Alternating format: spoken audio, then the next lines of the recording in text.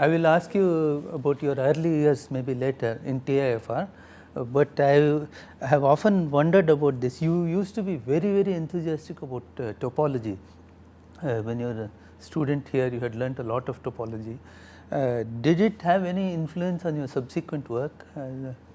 Well, there's only one piece of work, or rather two maybe, where I did use some topology.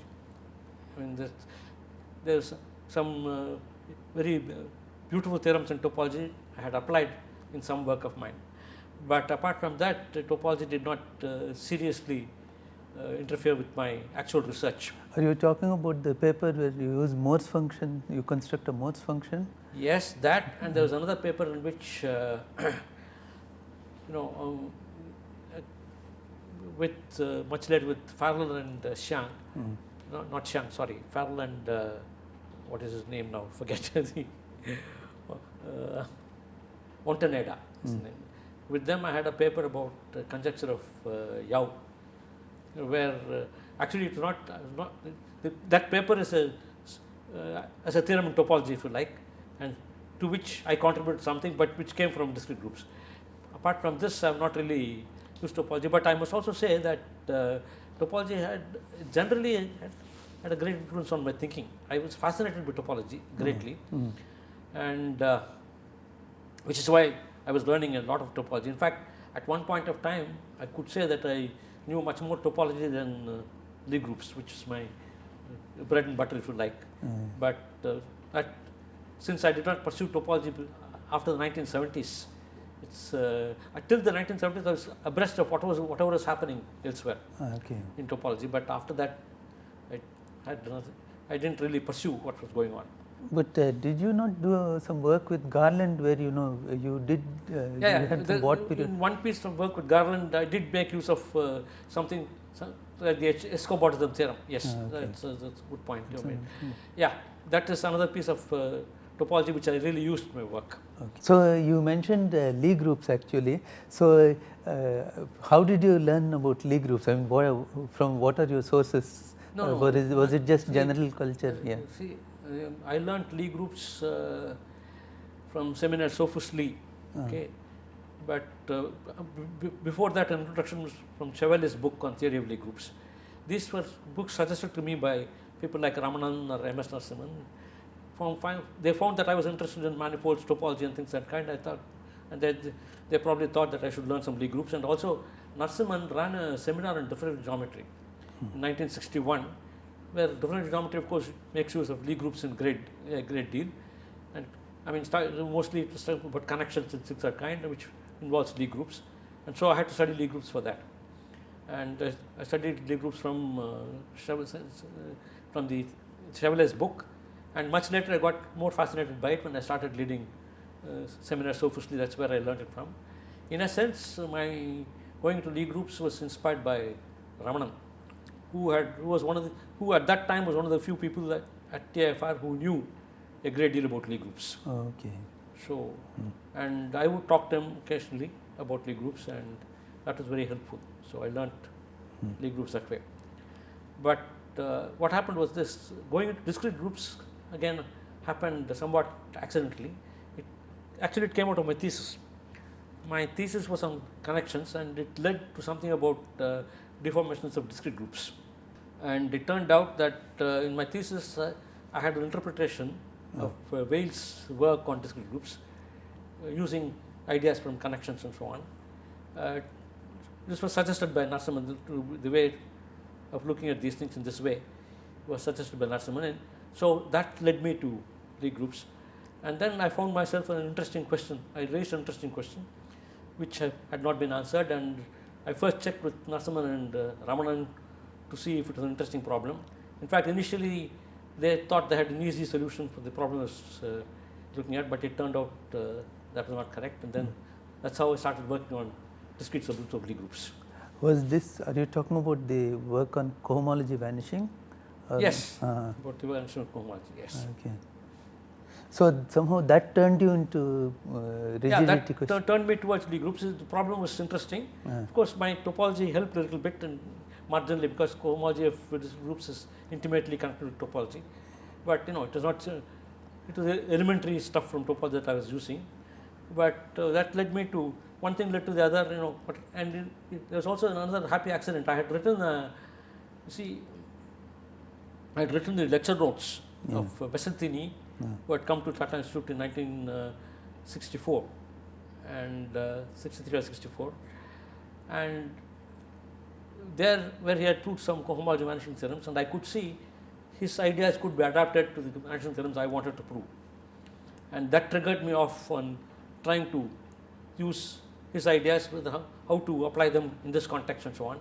And that's how I must say I was very lucky in these things. In the first place, for instance, even my thesis, it was Narasimhan proposed the problem. Narasimhan was my thesis guide, and within about 2 or 3 months of his proposing the problem, I had a solution in a special case. But I thought that wasn't interesting enough. I never told Narasimhan that I had done that. Right. But Narasimhan would every now and then come and ask me if I had made some progress on it, and I would say no. And finally, at one point of time, I said, I thought I'll tell him, even though it's not so interesting, I'll tell him that this I've done. And when I told him that, he said, why did you tell me this earlier? This is your thesis, you're done. I was quite surprised. I've always had this pleasant experience that other people estimate my work higher than what I do myself. So it's always has been like that. So which is a very pleasant experience, I can assure you. So yeah, go ahead. Yeah. Well, after I did this piece of work, I did some first vanishing theorem for so-called rank 1 groups, and then I went on to see how to do it for higher rank groups, and there again I succeeded. And in fact, I initially had a method which I could improve upon. I could prove something better and deduce the vanishing theorem as a consequence and so on. Nice. And these two, as a matter of fact, these two papers were papers which I had essentially worked on at the Tata Institute, but actually the actual writing was done when I was in Princeton. I was visiting there for a year during 66, 67. That is where I actually did the writing of the Princeton paper. Institute for Advanced Study. Institute for Advanced Study. Yeah. Okay. I wrote the papers there. There also I wrote a third paper about constructing a Morse function, which tells you that the quotient of a discrete group by quotient of a semi-simple group by discrete group has a structure of an interior of a manifold, compact manifold, it's kind of with boundary. That's the kind of thing I did at Princeton. So that was a very fruitful year at Princeton, and that more or less fixed me to discrete groups, even though I was still studying some topology at that time. In fact, I went on studying topology till about the mid 70s, but more I was acquiring better and better scholarship in Lie groups. Okay. And by the early 70s, one could consider me as a good expert in Lie theory, especially about discrete subgroups of Lie groups.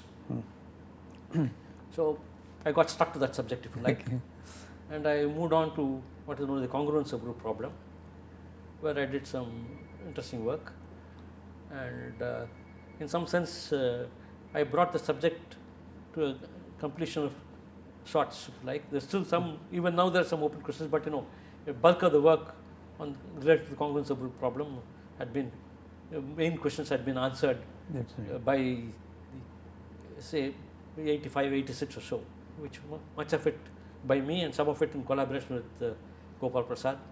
That was the kind of work I was doing. And well, what more can I say So, about? okay, I want to ask you, see, up to that point that you described after your return from Institute for Advanced Study, your interests were more into geometric or topological aspects of discrete groups, but this looks more like a number theoretic thing. Yeah. Okay. So, yeah, sure. how did you learn the necessary No, number what happened was this: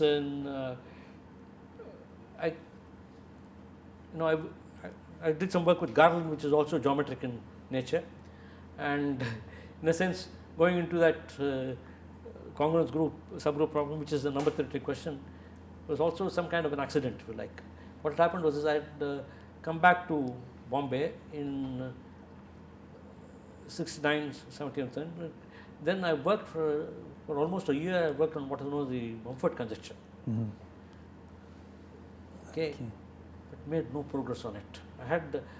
I will say, I won't say I made no progress on it.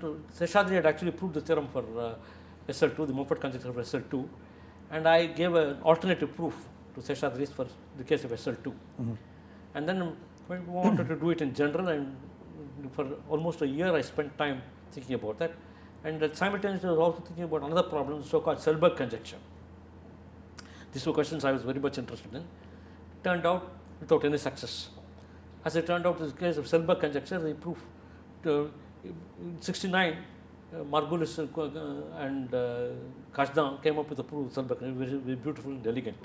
So I was kind of pipped to the post, and that problem was out of my consideration. But then the other problem about Mumford conjecture was something which was bothering me greatly. I made no progress on that. Then I was at a kind of loose end, and I said, what should I do now?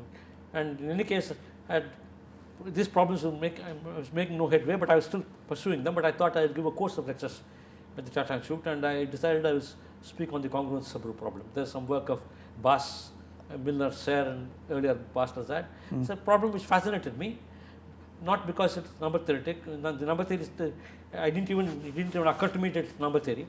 It looked like structure of a group, discrete group, and so on. That's the kind of thing I was looking at. And I started giving lectures. Then I didn't find the proofs of Milner, Bass, Milner, Serre sufficiently exciting. I found them, as a matter of fact, not exciting at all, and I wanted to find new proofs. And as my luck would have it, I did find new proofs, proofs which are applicable in a much more general context, and that's how I came to work on the congruence subgroup problem. Okay. Because despite your protests, you have been thought of as a number theorist by many people, many famous people, in fact. Well, you see, for example, I did not know any serious number theory till after I did my first work on the congruence subgroup problem. Okay. What had happened was this. See, in the initial years at the Tata Institute, for instance, there were no serious graduate courses in number theory. Some batches previous to mine were exposed to some number theory, but I was the only person in my batch, and there was no course of lectures given to us. And even in the next few years, there's nothing in number theory. In fact, Ramanathan gave one course in the algebraic number theory, but the course was incomplete. In fact, it stopped when things got really exciting. For instance, I do not know any classical theory whatever. It's only much later, in the late 70s, that I learnt some classical theory. Okay. That's after I did my work in the congruence subgroup problems when I started, when I learned some classical theory. So, I mean, classical theory, and in my school and college days, many of my friends who were fascinated by number theory. People would read Hardy and Wright, famous book on number theory, and everybody would be very excited with it. But somehow it never fascinated me. That kind of number theory, even today, does not fascinate me greatly. Only if it's linked up with something like classical theory, then I find it a little exciting. Otherwise, I don't find, these estimates of number of partitions and stuff like that, which was a great work of Ramanujan. Such things don't fascinate me even now. So that's exactly why I don't consider myself a number theorist. A number theorist is one who should be such things, but it never. For example, it's the prime number theorem is something for which I liked immensely, but I never learned to prove the prime number theorem properly till much later, till the mid 70s. This despite the fact that in my Tata Institute days, Raghavan Narasimhan used to give me a lecture on the prime number theorem, but it never registered the proof. But it's much later that I learned. I was about to ask you, in fact, because Raghavan Narasimhan was an inspiration for you in many ways. But you see, Raghavan Narasimhan was also greatly interested in complex analysis. And that kind of stuff fascinated me much more than number theory did. Okay. But see, the thing is that number theory, especially as practiced those days by so-called analytic number theory people, there doesn't seem to be any general philosophy. That's right. It's isolated problems, you work on them with techniques which you develop and things, no general techniques and so on. Whereas it's subject like geometry had general techniques and so general philosophy. Yeah. That's the kind of thing which excites me, not particular problems which, not that I mean, when I find an interesting solution to a nice problem, yes, I like it. But that is not what fascinates me most. What I want is to build theories from which can be used to solve problems, a variety of problems, not just one. That's the kind of thing that excites me. You mentioned the Selberg conjecture, which was, I understand. Sorry, which conjecture? Selberg's conjecture Selberg you conjecture, mentioned. But there was another Selberg conjecture, namely the arithmeticity thing, to which you have made contributions. In fact, in your cohomology paper that you said, you had proved a kind of extension theorem which was a forerunner Yes, yes. of this. Yes. Did you ever make this connection that there was a... No. In fact, that is what I found more great about Margulis, that he saw the connection of extending representations of a discrete group to the ambient group. Yeah. He could relate it to arithmeticity. It's, a paper of Margulis is one of my great favorites. Oh, yeah. And it's kind of it's a beautiful paper, and it's remarkable in that something which I missed it completely. As you said, I had done some work which is closely connected with that kind of thing, but never saw the connection of what I had done with the possible proof of arithmeticity. I never saw that at all. Oh. And it never and the point is that he proved ergodic theory, used ergodic theoretic methods which were completely beyond McKen at that point. But you have a famous paper on ergodicity. That came after. I see. See, after I learnt, Margulis used what is known as Osselred's multiplicative ergodic theorem. Yeah. I learnt of the theorem from Margulis' paper, and then there was a seminar in Yale where people lectured on various things, and one of the people lectured on the Osselred's ergodic theorem, and I didn't like his proof. I didn't understand what was going on, so I decided I would try to find a proof myself, and I was lucky enough to find one. Okay. And that's how I came to that. So it's after Margulis did that I came to ergodic theory. Though in the meanwhile, I had also learned some ergodic theory of a slightly different kind, more orthodox kind, if you like, because I had become Dani's guide, and Dani was working in ergodic theory, and so I learned some ergodic theory with him. Okay. So I had no real expertise in ergodic theory, but I learned it with Dani, and I must say, despite that, I did make some contribution towards this thesis. Not as if anyway, so that was how ergodic theory. But subsequently after that ergodic theorem, I have not really done anything in ergodic theory. I will come to that actually. I would like to contradict you, but No. Okay. I will come to this. The thing is, I actually wanted to know a little more about your solution of the arithmeticity. You solved it in a large number of cases, Well, right? That was before Margulis or not? the thing is this, okay, Yeah. it is large number of cases should be put in quotes. So what had happened was I had proved the theorem. Yeah. If the lattice was non-uniform, it's Yeah. not co-compact. Yeah. That was the basic assumption. And in addition, I could prove arithmeticity if there's something more true about the internal structure of gamma. Okay. If those two things are true, then I proved it's arithmetic. And even if the second thing is not true, if its quotient is non-compact, what I could prove is that the discrete group can be embedded in the Q points of an algebraic group. That much I could prove. But I couldn't prove that it's precisely the integral points, that is commensurate to the integral points, is something which I could not prove, for which I had this extra assumption. This assumption unfortunately could not be translated into assumption about ambient group. It's only about, I had to make the assumption about gamma. To that extent, it's not a very satisfactory result. It did constitute considerable progress. Yeah. And peculiarly, my approach had much more to do with the original announcement made by Margulis about arithmeticity. I see. Margulis made one announcement about arithmeticity in the case when the quotient is non-compact, and later for the compact case as well. For the non-compact case, my methods of proof is much closer to his announcement than his own proof, which appeared little later on the same time. It's a volume in Budapest conference. It appeared there. It is less to do with his announcement than my proof I see. to his announcement. In fact, it's only after his announcement that I started engaging myself in that problem even more seriously. And in fact, there he started a certain lemma, which I tried very hard to prove, and I couldn't prove that lemma, but I could use that lemma to essentially work out the rest of the statements in that paper. Okay. Okay. But since I couldn't prove the lemma, I didn't write it up. I later on avoided that lemma and still was able to prove all the statements made in the Margulis announcement, Okay. which I wrote up as a paper. In fact, I talked about it in a colloquium at the Tata Institute, International Colloquium at the Tata Institute, and it appears only the proceedings of that. Actually, it is one of the papers which is not well known. It's referred to by very few people. Even when they talk about ethnicity, nobody mentions that paper. The one person who does mention it is Margulis. Okay. You have proved a lot of great theorems. Which one would you say has given you the most satisfaction? That's a little difficult. There are 2 or 3 papers of mine which I value greatly. Yeah.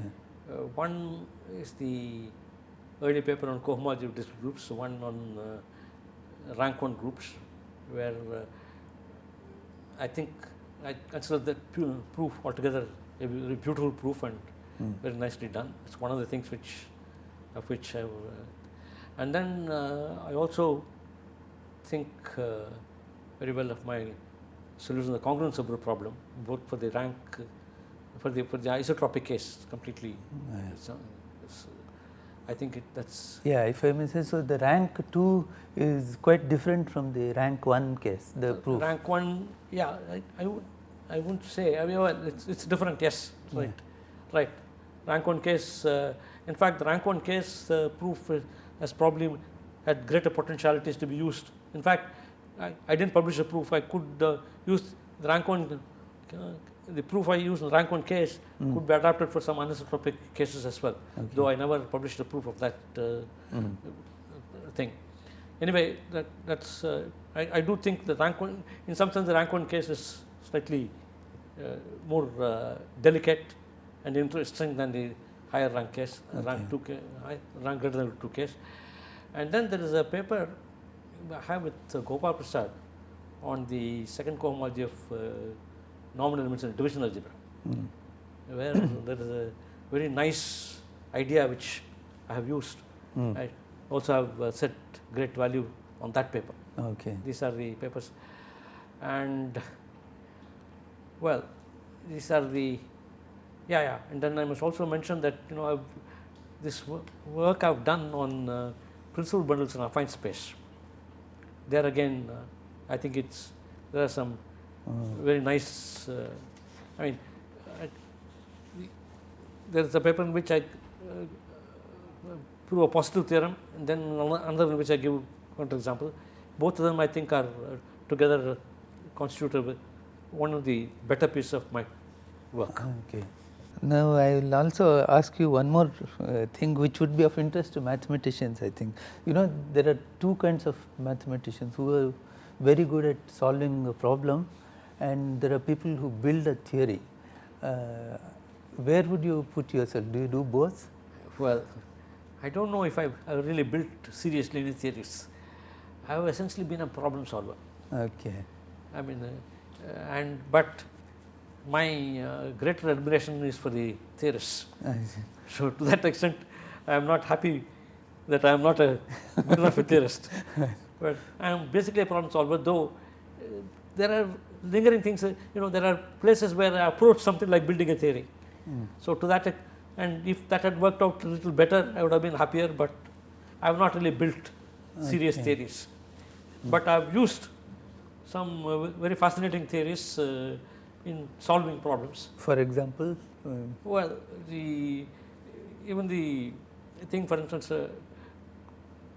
how would I say, the papers which I mentioned, which I find most exciting, I put together many different things. In the paper on cohomology, had something to do, had to use something to do with elliptic equations, which is the far cry from discrete groups.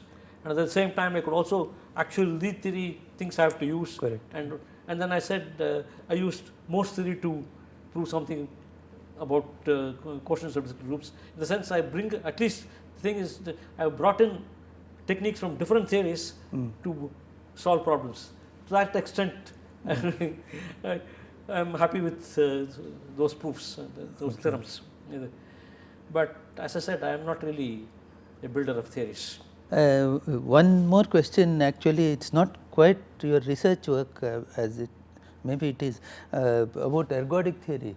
You made a conjecture about unipotent orbits on homogeneous spaces, which had a lot of influence on subsequent mathematics. Right. So could you tell us a little bit about this? Yeah, well, once again, this came about when I was guiding Dani with his thesis and things of that kind. And Dani's thesis itself is a problem which I suggested. What had happened was that the problem is actually comes from number theory, and originally there's a problem about discrete subgroups which come from division algebras and things, stuff like that. And so Dani and his and Jyotsna, his wife, had jointly written a paper on that problem connected with that, which is something suggested by Raghavan, I think.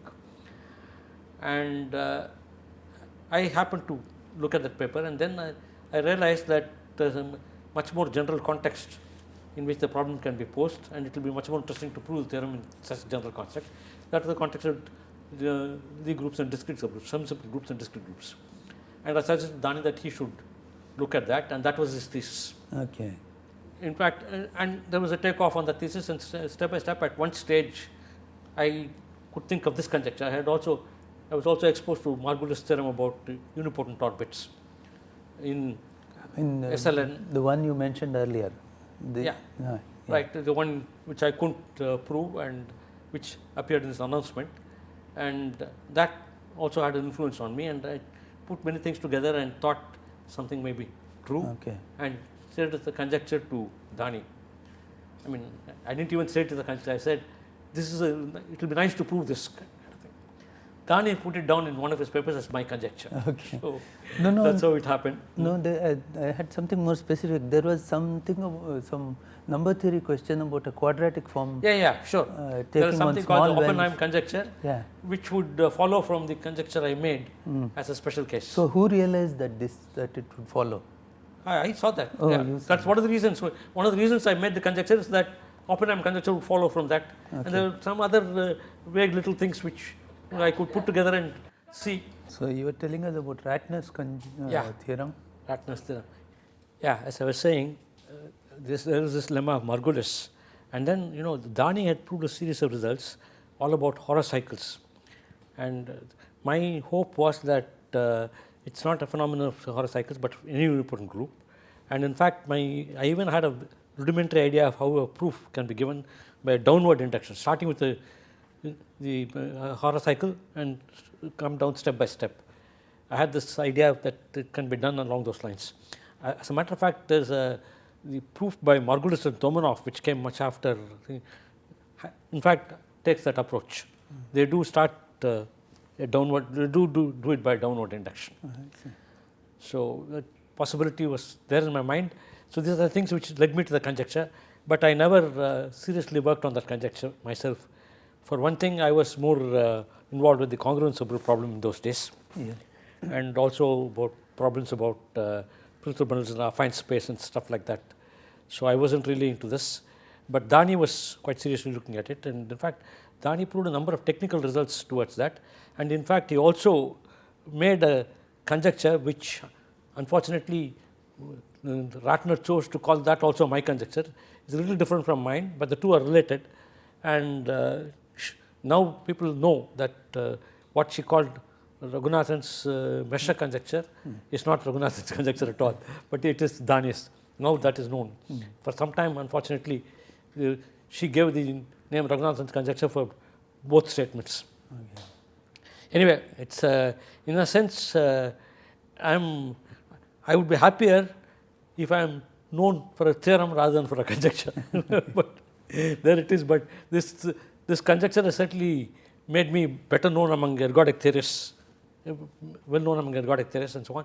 But soon enough, I suppose it will pass off, because it will be Ratner's theorem, not Raghunathan's conjecture after a certain point. Even now, already many people refer to it only as Ratner's theorem, rightly so. And anyway, my name will not be attached to that for much longer in any case. I brought it up because it had a lot of influence on ergodic theory. That's why. Right. I mean, this theorem had lots of number theoretic this result of Ratner's had number of number theoretic consequences. And in fact, initially at one point, Mostow is supposed to have remarked, don't you think the theorem, the conjecture is much too ambitious? As it turns out. But part of the reason was that it had tremendous implications. Okay. So that is the way this conjecture thing has played out. Okay. But as I said, I really have not contributed to theorems to ergodic theory. This conjecture, yes, you can call it a contribution. Yes, that's the only thing I've done. And apart from that, one piece of work on Osseldert's ergodic theorem. I must say that in all my work, Margulis has had some influence, but I suppose I should also mention Borel and Serre as important influences in my work. Okay. This group in general. In fact, this just comes neatly to my next question. Who are the mathematicians whose work influenced you a lot in your research? Be it your own papers or whatever you studied in mathematics, for instance, topology. Borel, of course, I mentioned, and Serre, Margulis is another. Mostow has had some influence on me. Mostow, in some sense, was the first one to use some ergodic theory in application of discrete groups. But it's a very different kind than what Margulis has done. These are the mathematicians who have had influence on me. But in this work, in some sense, I did some of this work on principal bundles and affine space. I should also count Grothendieck as an influence, though I really have not studied Grothendieck in any great detail, but I must consider Grothendieck as an influence. And I've been, though not in my work itself, but what I've been studying and so on, I'm greatly influenced by the topologists like Milnor, Thom, and these are, in some sense, I have great admiration for someone like Thom and Milnor, Browder. These are all people, all the leading topologists I've been fascinated with their work, and I've studied some of their work very seriously. Those are the people who have had influences on me, I would say. Of course, apart from Narasimhan, Seshadri and Ramanan, the local people, so to speak. We were just talking about it, some of my colleagues the other day. Many of these famous Indian mathematicians like Narasimhan and Seshadri learned part of their trade in France or somewhere else. But you seem to be entirely a Tata Institute product. Is this true? I suppose that is correct. It's, both Narasimhan and Seshadri spent something like 3 years in France. My stays abroad were always postdoctoral, and in fact, the first time I went abroad, they called me an associate professor. This is in Grenoble. This is even before I wrote my thesis. I had written my thesis, but not got my degree. In '65, I spent the time, and they gave me a title as associate professor. And again in Princeton, I was a visiting member. It's a supposedly postdoctoral thing. During all these years, I have learned some mathematics, but the bulk of the mathematics, the entire training was done at the Tata Institute without question. Okay. Yeah, I am an out and out TIFR product without question. Okay. And most of your research work was also done within India? Sorry? Most of your research work? Most of my research was done in India, because I have spent, altogether maybe a period of 3 years in all my entire career, a total of 3 or at most 4 years abroad. Okay. Never spent long periods abroad. Okay. And most visits have been for 1 year, one academic year or a semester, and that's about it. Okay.